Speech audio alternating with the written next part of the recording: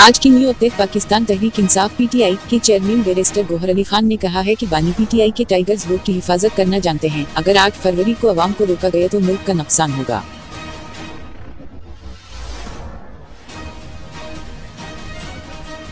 मुत्तहिदा कौमी momentum QM Pakistan के सरबराह खालिद मकबूल सदीकी ने कहा है कि मुल्क का आईना अवाम को तहफ़्फ़ुज़ दे सका है, नहीं अपने आप को तहफ़्फ़ुज़ फ्राहम कर सका है।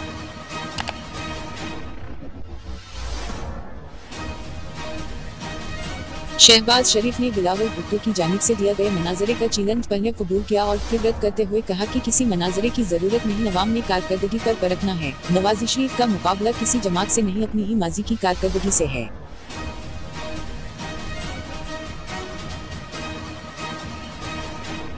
इलेक्शन 2024 खैबर पख्तूनख्वा पुलिस के लिए 50 करोड़ रुपए के फंड्स की मंजूरी दी गई है। महकमा पुलिस ने इंतखाबात के लिए 75 करोड़ रुपए का मुतालिबा किया था।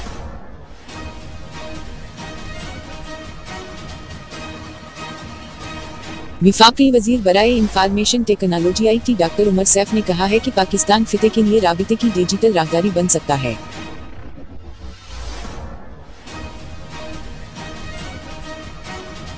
जमीयत उलमा इस्लाम JOI के सरबराह मौलाना फजल अर-रहमान का कहना है कि जो शख्स कहता था पाकिस्तान को दुबई बना दूंगा, उसने मुल्क को कंगाल कर दिया।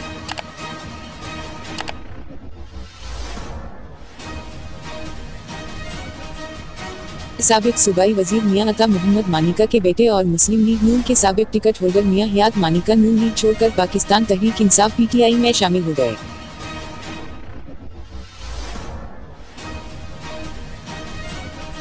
शेखुपुरा में एक ही खानदान के 4 अफराद को कत्ल कर दिया गया, जबकि हमले में एक खातून शदीद जख्मी है। पुलिस के मुताबिक जहां बहक अफराद में शाह मोहम्मद, उनकी बीवी, बेटी और 8 साल का बच्चा शामिल है।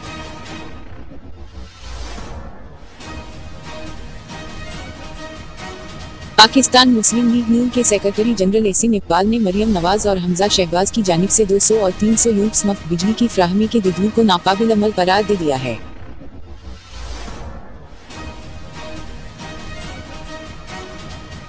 इस्लामाबाद एक बड़ी पेशरफ्त के तौर पर हुकूमत ने सरकारी नौकरों को नींद की गैर जरूरी हरासानी और जानबदाराना गिरफ्तारियों से बचाने के लिए एक नया मेकैनिज्म मुतारिफ कराया है।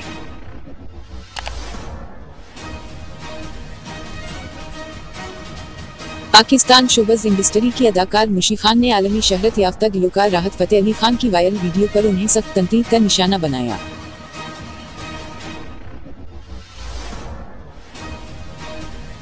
हेडलाइंस देखने के लिए शुक्रिया। मजीद अपडेट्स देखने के लिए प्लीज सब्सक्राइब मेरा PK न्यूज़ हेडलाइंस चैनल। अब हमें इजाजत दीजिए, फिर मिलेंगे न्यू अपडेट के साथ।